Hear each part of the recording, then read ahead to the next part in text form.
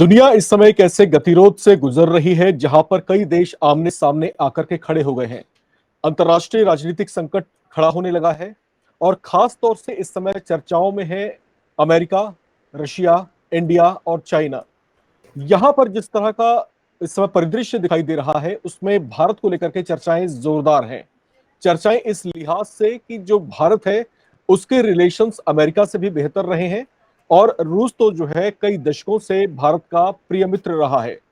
तो यहां पर अब जब टैरिफ का कार्ड डोनाल्ड ट्रंप की तरफ से खेला गया तो यहां पर भारत के ऊपर दबाव बनाने की कोशिश की गई कि अगर हमने रूस से अपनी मित्रता नहीं छोड़ी, अगर हमने उसके साथ में अपने व्यापारिक संबंधों को स्थगित नहीं किया, अगर उसको विराम नहीं दिया, तो भारत के लिए एडवर्स कंडीशंस खड़े हो सकते हैं।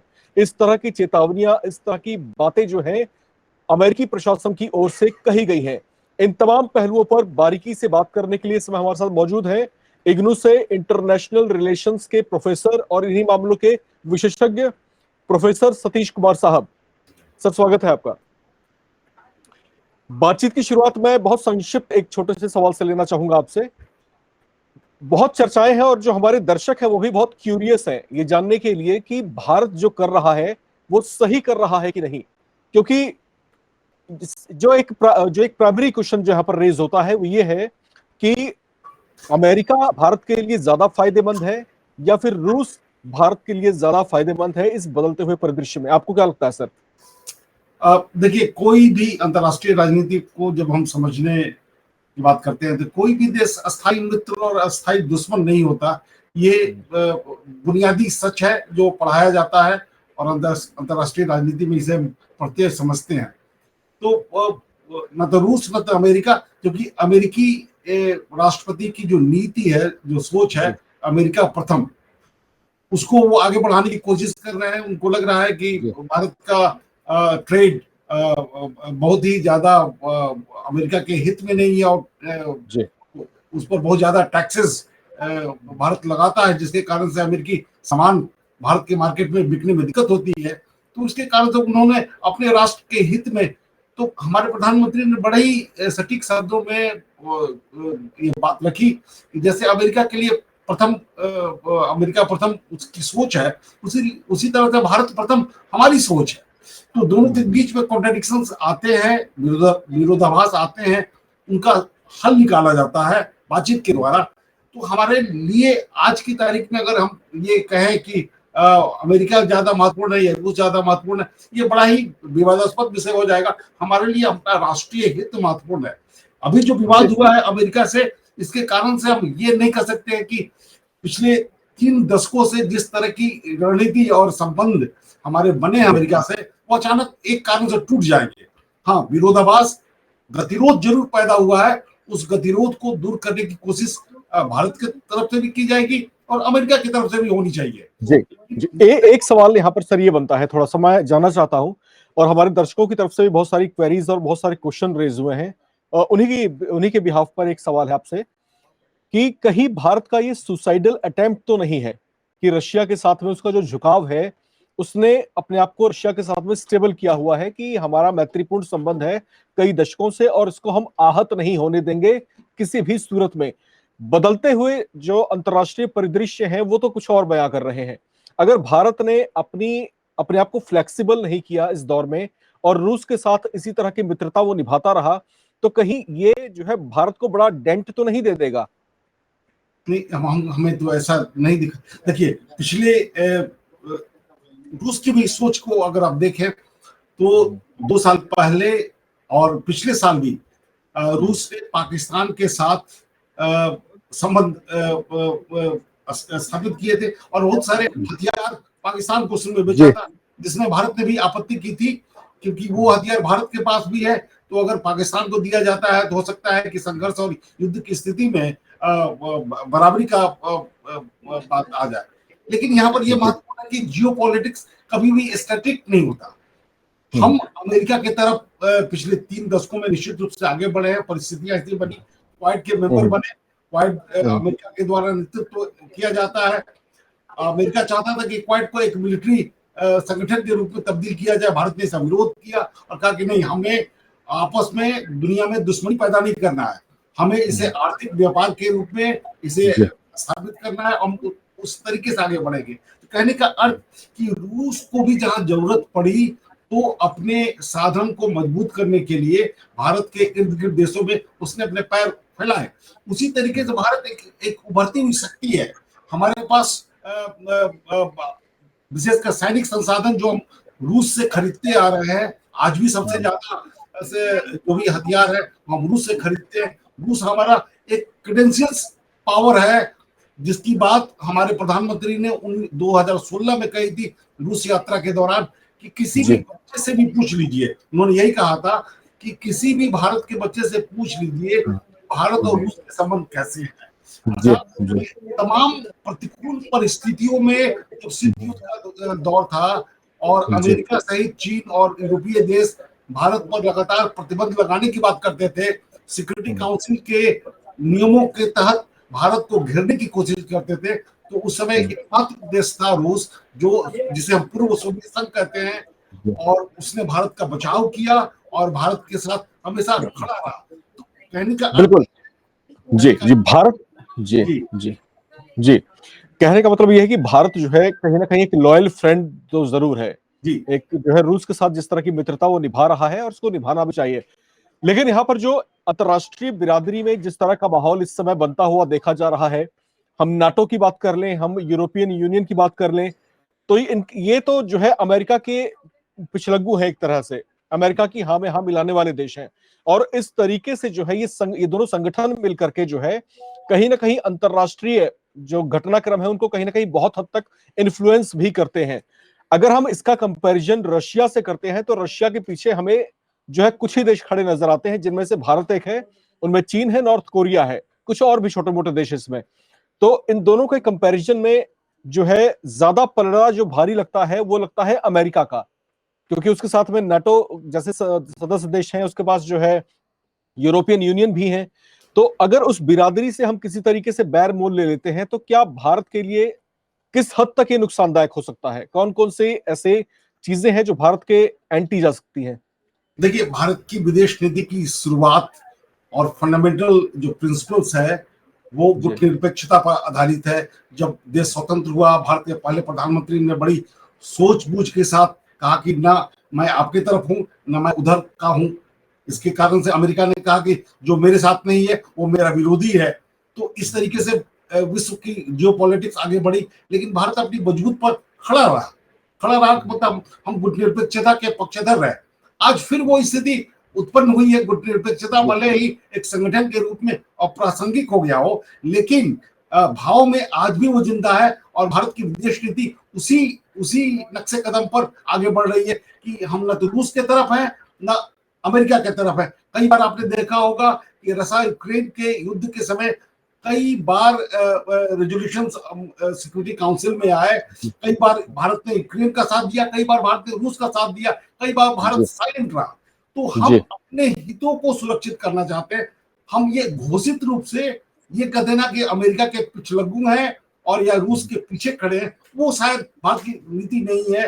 हम जो सच है और सच भी हमारे हित में, जो हमारे राष्ट्रीय हित में का संवर्धन जो करता हो, हम उसके साथ खड़े हैं। तो ये कह देना कि लाल और हरा रंग है, हम रूस के साथ है या अमेरिका के साथ है, भारत इतना कमजोर शीत युद्ध के समय वाला देश नहीं है। आज हमारी अपनी वजूद है, हमारी बातों को गंभीरता से लिया जाता है।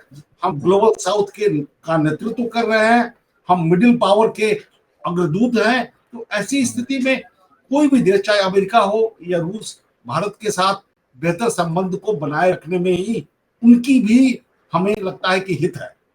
जी, लेकिन यहां पर जो अमेरिका की तरफ से कहा गया है, डोनाल्ड ट्रंप ने स्पष्ट तौर से यह बात कही है कि अगर भारत ने रूस के साथ में अपनी मित्रता नहीं छोड़ी तो भारत को इसका खामियाजा भुगतना पड़ सकता है। इसके पीछे जो वजह बताई है, वजह ही यह है कि यूक्रेन के साथ इस समय रूस युद्ध में उलझा हुआ है। ये युद्ध का चौथा वर्ष है जब ये लगातार गंभीर से अति गंभीर अवस्था में प्रवेश करता जा रहा है। यहां पर भारत के ऊपर ये आरोप लगाए गए हैं कि भारत जो है व्यापारिक संबंध रूस के साथ में मेंटेन कर रहा है और इससे जो है रूस की जो आर्थिक क्षमता है, आर्थिक मजबूती जो है रूस की, वो लगातार मजबूत होती जा रही है। तो एक तरीके से इनडायरेक्ट वे में ही सही, लेकिन भारत कहीं ना कहीं रूस के हाथों को मजबूत कर रहा है, ऐसा डोनाल्ड ट्रंप का कहना है। अब हम थोड़ा सा बातचीत का रुख थोड़ा सा पलटने की कोशिश करते हैं। कुछ दिन पहले ही जो है प्रधानमंत्री नरेंद्र मोदी ने एक मंच से एक बात कही थी कि हम जो है इंडियन इंडस्ट्रीज में, खासतौर से हम डेयरी उद्योग के अंदर बाहरी जो है ताकतों का प्रवेश नहीं होने देंगे। उनका इशारा अमेरिका की तरफ से था और ये कहा गया था कि हम जो है अमेरिका को जो है अपने डेयरी सेक्टर में जो है आने नहीं देंगे। तो जहां तक बात म्यूचुअल रिलेशंस की होती है, म्यूचुअल अंडरस्टैंडिंग्स की होती है, तो यहां पर तो हम अमेरिका से अपेक्षाएं कर रहे हैं कि हमारे ऊपर टैरिफ ना लगाए, दूसरी तरफ हम उसके ऊपर जो है प्रतिबंध लगा रहे हैं।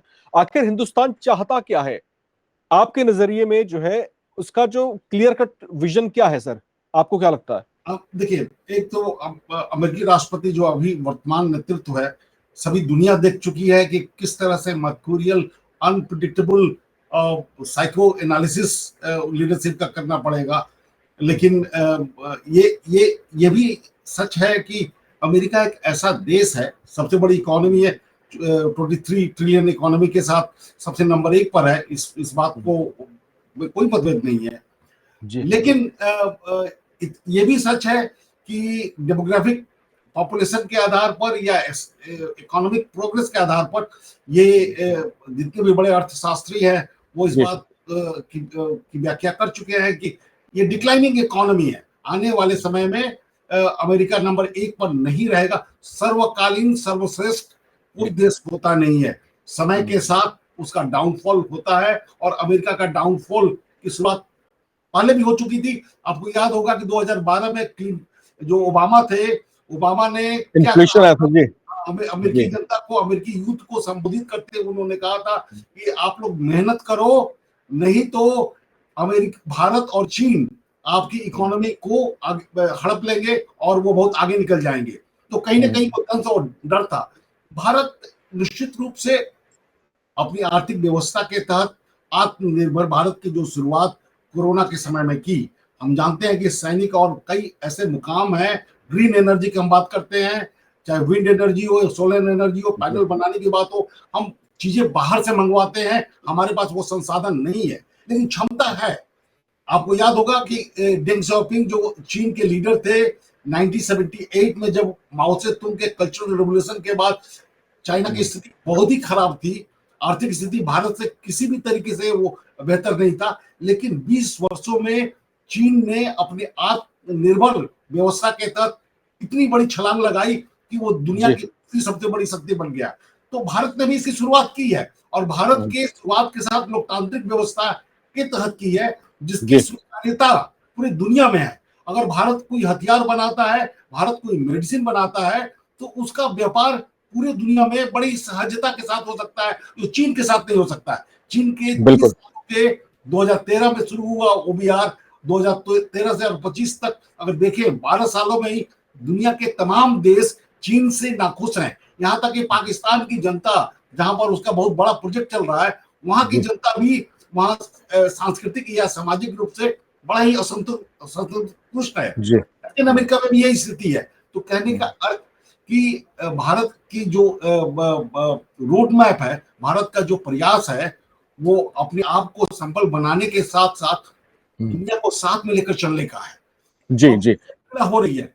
अमेरिकी मानसिकता ये है कि हम दूसरे दर्जे पर नहीं आना चाहते हैं। अमेरिकी को ये पिंच करता है जब उनको कह दे कि आप अब दूसरे नंबर पर आ जाएंगे। इससे पढ़े लिखे अमेरिकी लोग भले ही बड़ी बड़ी बातें करें, लेकिन अमेरिका को दूसरे नंबर पर, पायदान पर नहीं देखना चाहता है। इसलिए वो तमाम तरह की कोशिशें करता है। और आपको अगर स्ट्रेटेजिकली अगर कहें जियोपॉलिटिक्स की बात, तो यूक्रेन की लड़ाई भी उसी के कारण से हुई है। रूस को छोटा करने के चक्कर में उसने जो यूरोप था, जिसे यूरोपियन यूनियन हम कहते हैं, उनके बीच में और अमेरिका के बीच में दूरियां काफी बढ़ गई थी। अब दूरी को कम करने का एक रास्ता यही था कि नाटो के तहत उनको समेटा जाए। और नाटो के बहुत सारे मेंबर जो यूरोपियन यूनियन के भी सदस्य हैं, जिसमें जर्मनी और फ्रांस बहुत ही एग्रेसिव अमेरिका की पॉलिसी की आलोचना करते हैं और उनके साथ, लेकिन नाटो के तहत उनको साथ में लाया गया। उनको लगा कि नहीं, अमेरिका के बिना हम अपनी सुरक्षित नहीं है। तो हम्म। अमेरिका ये सारा प्रयास नंबर 1 पर बने रहने के लिए करना चाहता है, और वही कारण है कि भारत उस रास्ते में रोड़ा रोड़ा बन रहा है और जी उसकी जी कोशिश अमेरिका जी। की द्वारा की जा रही है। यहाँ पर दो बातें और है सर, यहाँ पर जो है कॉन्ट्रडिक्शन इस बात को लेकर के है कि पश्चिमी देश और खासतौर से अमेरिका की बात अगर हम करते हैं तो प्रधानमंत्री नरेंद्र मोदी का जो फैसला यहाँ पर दिखाई दिया और जो स्टैंड यहाँ पर वो कायम कर रहे हैं, क्योंकि डोनाल्ड ट्रंप ये अपेक्षा किए बैठे थे कि हम इनके ऊपर जब टैरिफ थोप देंगे और जब टैरिफ इनके ऊपर दोबारा थोपेंगे तो कहीं ना कहीं भारत दबाव में आएगा। लेकिन भारत की तरफ से ये दिखाया और ये दर्शाया जा रहा है कि हम किसी प्रेशर में नहीं है, हमारे पास विकल्प है, हमारे पास रास्ते खुले हुए हैं। तो अमेरिका की मीडिया में और वहां की जो है कुछ पत्रिकाओं में वहां के कुछ विचारकों ने जो है ऐसा कहना शुरू किया है कि नरेंद्र मोदी सरकार का जो विजन है वो अंडर नरिश्ड है, यानी अपरिपक्व है। और दूसरी तरफ अगर हम भारत की बात करते हैं, नरेंद्र मोदी समर्थकों की बात करते हैं, तो उनका ये कहना है कि नरेंद्र मोदी में गट्स है, वो जो है मजबूत फैसले लेने वाली शख्सियत है। ये दो तरह की बातें जो है की जा रही हैं दुनिया के दो छोरों से। आपको क्या लगता है किस बात में कितना ज्यादा दम है, और अगर किसी बात में दम है तो क्यों है, ये थोड़ा बताएं आप। कोई भी नीति या सोच व्यक्ति विशेष से नहीं जुड़ा हुआ, ठीक है। नरेंद्र मोदी भारत के प्रधानमंत्री है, लेकिन उनकी सोच भारत की सोच है, ये यहाँ के आम जनता की सोच है। आपको याद होगा कि 1998 में जब अटल बिहारी वाजपेयी के कार्यकाल में आणविक परीक्षण किए गए, हम ये भी जानते हैं कि आणविक परीक्षण की कोशिश भारत के द्वारा तो 71 के बाद 75 के बाद कई बार की गई, 74 के बाद कई बार की गई, लेकिन हर बार अमेरिकी दबाव के कारण से भारत को झुकना पड़ा, क्योंकि ये बातें लीक हो जाती थी और लीक होने के बाद अमेरिकी दबाव पड़ता था और आणविक परीक्षण नहीं हो पाते थे। लेकिन अटल बिहारी वाजपेयी ने बड़ी ही बुद्धिमानी से चीजों को समेटकर आणविक परीक्षण किया। उसके बाद अमेरिका आग बबला हुआ, सभी जानते हैं। क्लिंटन राष्ट्रपति थे और उन्होंने भारत पर प्रतिबंध लगाने की बात कही। चाइना और बाकी तमाम यूरोपीय देश, यहाँ तक कि जापान भी भारत पर प्रतिबंध लगाने की बात कही। लेकिन कुछ ही महीनों में बातें पलट गई जब क्लिंटन भारत आए और उन्होंने भारत के साथ स्ट्रेटेजिक रिलेशन की बात कही, और अमुक रूप से उन्होंने अधिकृत रूप से भारत को अपना बहुत ही मजबूत एक मित्र के रूप में स्वीकार किया, यानी आणविक शक्ति के साथ स्वीकार किया। सारी बातें बदल गई, भारत को एक शक्ति के रूप में देखा जाने लगा। उसके बाद से 20 साल में आपने देखा होगा कि भारत की आर्थिक प्रगति निरंतर आगे बढ़ती चली गई। सबसे बड़ा मिडिल क्लास मार्केट जो अमेरिकी वस्तुओं का खरीदार, या चाहे वो खाने का कप हो या पहनने का हो, एक बड़ा मार्केट के रूप में क्रिएट हुआ। अमेरिका को अगर भारत के साथ हम संबंध को अगर खराब करते हैं तो हमारी इकोनॉमी पर असर पड़ेगा। अब यहाँ पर जियोपॉलिटिक्स में अगर चाइना सामने आता है, चाइना अमेरिका का प्रतिद्वंदी है, सभी जानते हैं। 50 के दशक से लेकर आज तक अमेरिका हर बार कभी आइडियोलॉजिकल रीजन से या स्ट्रेटेजिक रीजन से चाइना को कंटेन करने की कोशिश करता है, और किया भी है। उसमें उसने भारत की भी की सहभागिता मांगी थी। याद है कि 1954-55 में अमेरिकी राष्ट्रपति ने नेहरू जी को आह्वान किया था कि आप चाइना को कंटेन करने में हमारी सहायता करें, हम आपको न्यूक्लियर फैसिलिटी तक देने के लिए तैयार हैं, सारी सुविधाएं देने के लिए तैयार है, सारे हथियार देने के लिए तैयार है। भारत के प्रधानमंत्री ने वो बात मानने से इनकार कर दिया। दूसरी बार आप देखेंगे क्वाड में वो उसे सैनिक तंत्र में बदलने की कोशिश की गई। फिर हमारे प्रधानमंत्री ने कहा कि नहीं, हम दुश्मन पैदा करना नहीं चाहते, हम सबके साथ मित्रवत अपनी जरूरत के हिसाब से चीजों को रखना चाहते हैं। तो कहने का अर्थ ये है कि जियोपॉलिटिक्स बड़ा ही मेल्टिंग पॉट है, चीजें बदलती हैं। उसमें सबसे महत्वपूर्ण है कि अपने राष्ट्रीय हित को कैसे आप बचा के रखते हैं सभी के साथ संबंध के आधार पर। और भारत की एक सोच है, भारत की सोच अमेरिकी सोच से बिल्कुल अलग है कि आप लोकतंत्र के नाम पर पाकिस्तान को समर्थन देते हैं, पाकिस्तान को की व्यवस्था को पुख्ता बनाते हैं। वहीं पर म्यांमार एक देश है जहां पर भी सैनिक शासन की व्यवस्था थी, या आज भी बहुत हद तक है, जिसे पर आर्थिक प्रतिबंध लगाते हैं। तो पूरे दर्जे की जो सोच अमेरिका ने पूरे दुनिया में फैलाने की कोशिश की है, भारत उसका प्रतिरोध करता आ रहा है। अंतरराष्ट्रीय संगठनों को तोड़ने की कोशिश अमेरिका जो करता है, भारत उसका विरोध करता आ रहा है। आज भारत के पास शक्ति है, पहले केवल शाब्दिक था, मूल्यों का बातें था, जो अमेरिका मानता था नहीं मानता था, सोच रहा था कि भारत क्या कर लेगा, लेकिन अगर आज भारत के प्रधानमंत्री अमेरिकी नीति का विरोध करते हैं तो इसका मार्केट पर असर पड़ता है, उससे दुनिया की जियोपॉलिटिक्स पर असर पड़ता है। इसलिए अमेरिका भारत के साथ बौखलाया हुआ है और चाहता है कि भाई किसी भी हद तक इस रिजीम को खत्म किया जाए, जो एक दबंग और अपनी राष्ट्रीय हित को संवर्धन करने की निरंतर कोशिश कर रहा है। बिल्कुल, यहाँ पर जो है इस बात को समझना चाहिए कि भारत की जो अंतर्राष्ट्रीय नीति है, जैसा कि प्रोफेसर सतीश कुमार साहब बता भी रहे थे कि भारत की अंतर्राष्ट्रीय नीति जो है गुट निरपेक्ष नीति रही है। इसका सरल सा अर्थ यह है कि हम जो है दुनिया के किसी गुट का हिस्सा नहीं है। भारत अपने फैसले करता है, उसके पास अपनी नीतियां हैं, अपने स्वतंत्र फैसले हैं, उसके पास अपना एक विजन है, उसके आधार पर हम आगे बढ़ते हैं। अपने जो है दिलेरी भरे फैसले हम करते हैं, साहसिक फैसले करते हैं, उस बेसिस पर हम आगे बढ़ते हैं। इसके अलावा भारत की जो पॉलिसीज हैं इन कुछ वर्षों में अगर हम उसको जानने और उसको समझने परखने की कोशिश करते हैं तो भारत की पॉलिसी रही है नेबर्स फर्स्ट की, कि हम अपने नेबर्स को पहले सर्व करते हैं। इसके अलावा जहां तक रशिया की बात है तो रशिया को लेकर के जो हमारी जो मित्रता है वो दशकों पुरानी है और हम एक लॉयल फ्रेंड हैं। हम जो है एक ऐसे मित्र हैं जो कभी भी हाथ छोड़ना नहीं जानता। हम हमेशा आपसी सहयोग में, म्यूचुअल अंडरस्टैंडिंग्स में और म्यूचुअल सपोर्ट्स में बिलीव करते रहे हैं और आगे भी करते रहेंगे, जैसा कि नरेंद्र मोदी सरकार ने दिखाया और दर्शाने की कोशिश भी की। और संस्कृत में एक कोटेशन है, वीरः भोग्या वसुंधरा, यानी जो वीर होते हैं वही इस वसुंधरा का उपभोग भी करते हैं। तो भारत जो है साहसिक फैसले करता है और उन साहसिक फैसलों पर आगे बढ़ना जानता भी है। और कहीं ना कहीं भारत ने जो अपना स्टैंड कायम किया है और प्रधानमंत्री नरेंद्र मोदी ने ये बताने और दिखाने की भी कोशिश की है कि हम अपने फैसलों के लिए स्वतंत्र हैं, हम किसी के दबाव में नहीं आते। तो ये कहीं ना कहीं एक स्पष्ट संदेश है ट्रंप सरकार के लिए कि हम हमारे ऊपर आप प्रेशराइज ना करें। आप चाहें तो हमारे ऊपर टैरिफ का बोझ बढ़ा सकते हैं। अगर इस तरह की दुविधा, इस तरह के संकट से हिंदुस्तान गुजरेगा तो जरूर वैकल्पिक रास्तों पर विचार करेगा, कुछ कठोर और कुछ बड़े फैसले भी ले सकता है। और रही बात व्यापारिक लेन देन की, तो व्यापार जो है हमेशा से म्यूचुअल रहा है। व्यापारिक साझेदारियां हमेशा से जो है म्यूचुअल रही हैं, एक तरफा नहीं रही हैं। शायद ट्रंप सरकार को ये बातें अभी फिलहाल समझ नहीं आ रही, लेकिन बदलते हुए अंतर्राष्ट्रीय परिप्रेक्ष्य में, परिदृश्य में शायद ट्रंप सरकार को ये बात समझ जानी चाहिए कि पंगा किससे ले रहा है।